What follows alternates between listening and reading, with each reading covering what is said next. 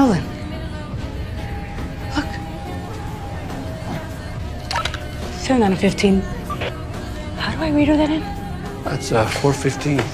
Mass vigilante. The police department was alarmed by the vigilante's actions. They found this figure kept doing good deeds around the neighborhood, which put the whole precinct on edge. He's just an attention-seeking wannabe desperate for internet fame. But there has been a measurable spike in crime in the neighborhood since we've been shorthanded. Look, if the residents start thinking this clown is more reliable than us, we have a huge problem. Tim then ordered officers to patrol on foot. We're not doing that. Fine, but only to show up that masked weirdo. Before long, Lucy and Seth hailed a suspect and followed him all the way.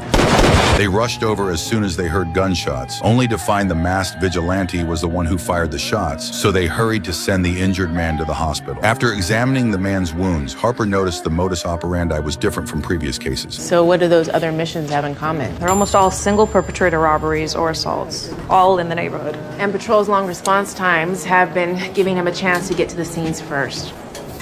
I might have an idea. Angela immediately called Tim and explained her plan. 7 out of 100. What's your ETA for that 415 in the alley off Fuller? Still 6 minutes out. Be advised, original RPS called back multiple times to report screaming from that event. Copy. We'll be there as soon as we can. The masked vigilante took the bait, and he was arrested on the spot the second he got out of his car to act. I just wanted to make my neighborhood safer. By shooting gangbangers? I told you that wasn't me. Check my alibi. We are, but why carry a gun if you didn't intend to use it? Come on.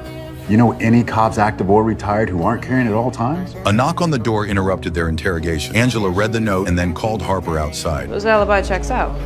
Which means we've got a copycat.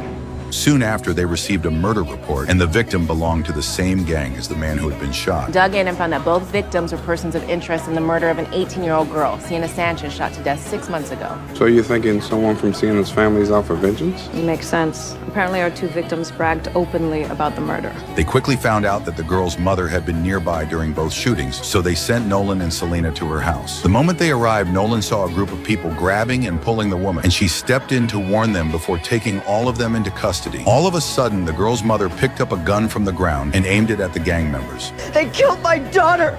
They deserve to die. Every last one of them. But if you don't let him go, I will be forced to end your life in order to save his. Does that sound like justice to you? On your knees.